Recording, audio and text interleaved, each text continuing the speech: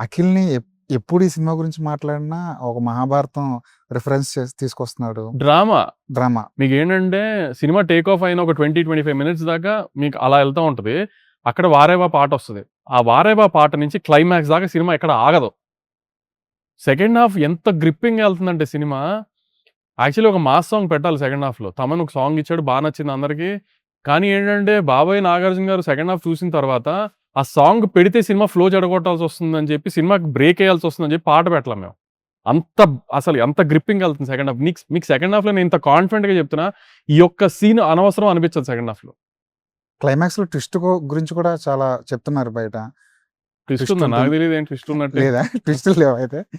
అంటే పోనీ ఇంటర్వెల్‌లోనో క్లైమాక్స్‌లోనో ఒక మంచి అంటే ట్విస్ట్. ట్విస్ట్ అంటే ఏదో థ్రిల్లర్‌లో ట్విస్ట్ కాదు. కథలో నుంచి వచ్చే ఒక ఎమోషనల్ ట్విస్ట్ అది. హ్మ్.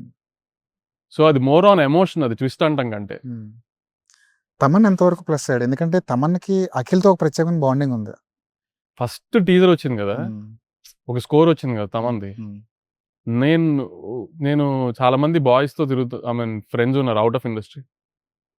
ఆ టీజర్‌లో ఆ స్కోర్ కోసం ఆ టీజర్ చాలా సార్లు ప్లే చేసుకునే వాళ్ళని చూసాను నేను.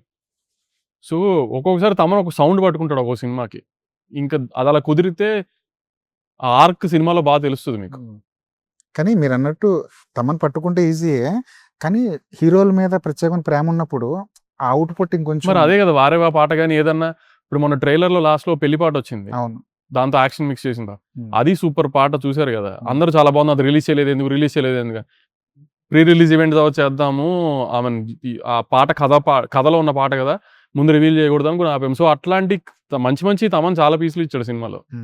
ఒక పెద్ద కుటుంబం నుంచి వచ్చిన హీరోని డీల్ చేయడం ఒక ప్రొడ్యూసర్‌కి ఎలా అలా ఉంటుంది? ఏం ఉండదండి. అసలు అలా ఏం అఖిల్ అలా అసలు ముందు ఉండడు. అస్సలు అలా ఏం ఉండడు అఖిల్. పోనీ మీకు అలవాటైపోయిందంటారా ఈ ప్రయాణం ఈ అలా జర్నీ? అని గూడా గాదు. అలా అని గూడా గాదు.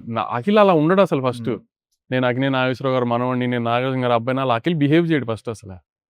ఏదన్నా ఫేస్ టు ఫేసే చెప్పేయొచ్చు. ఇష్యూ అయినా చెప్పొచ్చు. ఆయన మీద నెగెటివ్ అయినా చెప్పొచ్చు. ఏం పెద్ద అలా ఏం సీరియస్‌గా తీసుకోడు.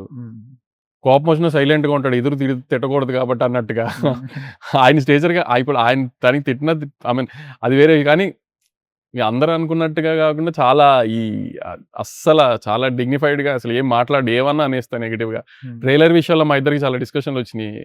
అయినా గాని నేనేం నెగెటివ్‌గా కామెంట్ చేసినా ఓపికగా విన్నారు తప్పితే ఆయన ఏం కామెంట్ చేయలే. ట్రైలర్ వచ్చిన తర్వాత లేదంటే కట్ చేస్తున్నప్పుడా? కట్ చేస్తున్నాం. ఓకే.